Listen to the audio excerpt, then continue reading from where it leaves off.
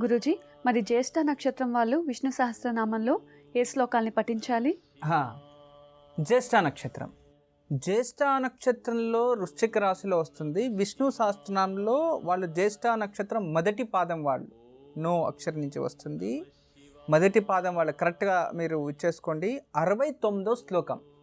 ఈ 69వ శ్లోకంలో విశేషంగా స్టార్టింగ్ లెటర్ వచ్చి త్రిలోకాత్మ, త్రిలోకాత్మ త్రిలోకేశ కేశవ కేశిహ హరిహి, అక్కడి నుంచి ప్రారంభమవుతుంది. త్రిలోకాత్మ నుంచి ప్రారంభమై కాంతః కృతాగమః, కాంతః కృతాగమః అంటే కామదేవః కామపాలః కామీ కాంతః కృతాగమః, అక్కడికి ఎండ్ అవుతుంది.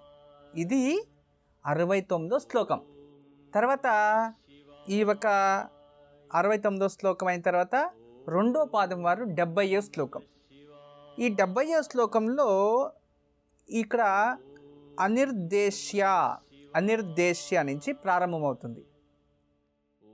అనిర్దేశ్య వపుర్విష్ణు, అనిర్దేశ వపుర్విష్ణు, అక్కడి నుంచి ప్రారంభించి బ్రహ్మ వివర్ధన అక్కడికి ఎండ్ అవుతుంది. బ్రాహ్మణ్యో బ్రహ్మకృత్ బ్రహ్మో బ్రహ్మో బ్రహ్మ వివర్ధన, అక్కడికి ఎండ్ అవుతుంది అన్నమాట. అంటే ఇది 70వ శ్లోకం. ఇక రెండో పాదం వారు ఇది చదువుకోవాలి. అంటే జ్యేష్ఠ నక్షత్రం రెండో పాదం వారు 70వ శ్లోకం చదువుకోవాలి. ఇక మూడో పాదం వారు 71వ శ్లోకం. బ్రహ్మవిద్ బ్రాహ్మణో, బ్రహ్మవిద్ బ్రాహ్మణో బ్రాహ్మీ బ్రహ్మజ్ఞో బ్రాహ్మణ ప్రియ, అక్కడి నుంచి ప్రారంభించాలి. అంటే 71వ శ్లోకము బ్రహ్మవిద్ బ్రాహ్మణో బ్రాహ్మీ బ్రహ్మజ్ఞో బ్రాహ్మణ ప్రియ, అక్కడి నుంచి ప్రారంభించి మహోరగః, మహోరగః మహోరగః ఎండ్ అవ్వాలి. అంటే మహాక్రమో మహాకర్మ మహాతేజ మహోరగః, అక్కడికి ఎండ్ అవుతుంది.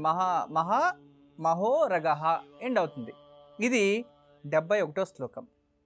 ఇది మూడో పాదం వారు చదువుకోవాలి. ఇక నాలుగో పాదం వారు, ఈ నాలుగో పాదం వాళ్ళు 72వ శ్లోకం చదువుకోవాలి. మహాకృత్, మహాకృత్ మహాకృతుర్ నుంచి ప్రారంభించాలి. మహాకృతుర్ నుంచి ప్రారంభించి రణప్రియ, అంటే మహాకృతు నుంచి ప్రారంభించి రణప్రియకి ఎండ్ అవుతుంది. 72. ఎందుకంటే స్టార్టింగ్ ఎండింగ్ లెటర్ మీకు చెప్తున్నానంటే మీరు కొన్ని మామూలుగా మనం చదివే విష్ణు సహస్రనామంలో ఎక్కడి నుంచి ఎక్కడ వేరే ఉంటుంది. ఇదైతే దీన్ని చదువుకోవడమే వేరే ఉంటుంది. అందువలన స్టార్టింగు లాస్ట్ నుంచి ప్రారంభిస్తున్నాం. అర్థమైంది కదా?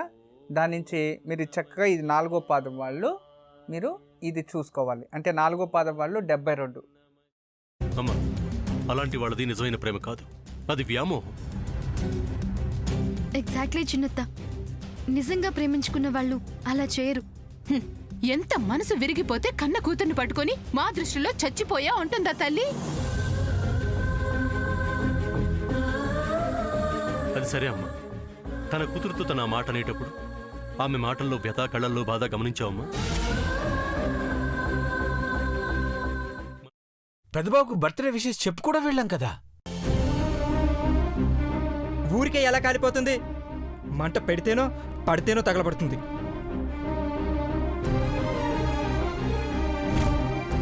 కరెక్ట్ చిన్నబాబు, నీకొచ్చినట్టే నాకు డౌట్ వచ్చింది. పార్వతే షర్టును తగలబెట్టిందనుకుంటా.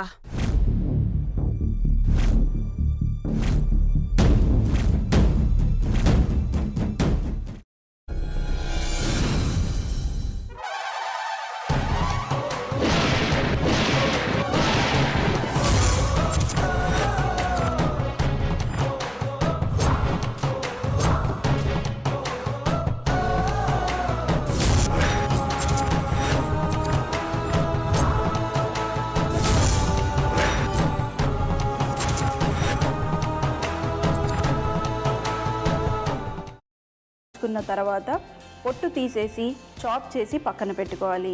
ఒక ప్యాన్లో కొద్దిగా నూనె వేడి చేసి అందులో ఆవాలు, మినప్పప్పు, శనగపప్పు, కరివేపాకు, సన్నగా తరిగి పెట్టుకున్న ఉల్లిపాయలు వేసుకుని 1 నిమిషం పాటు వేయించుకోవాలి. ఆ తర్వాత కాల్చి కట్ చేసి పెట్టుకున్న వంకాయని కూడా అందులో వేసుకుని బాగా మిక్స్ చేసి బౌల్లోకి ట్రాన్స్ఫర్ చేసుకుని అందులో తగినంత చిక్కటి పెరుగు లేదా పల్చటి పెరుగు వేసుకుని మిక్స్ చేసి అన్నంతో కానివ్వండి, చపాతీతో కానివ్వండి సర్వ్ చేసినా చాలా బాగుంటుంది.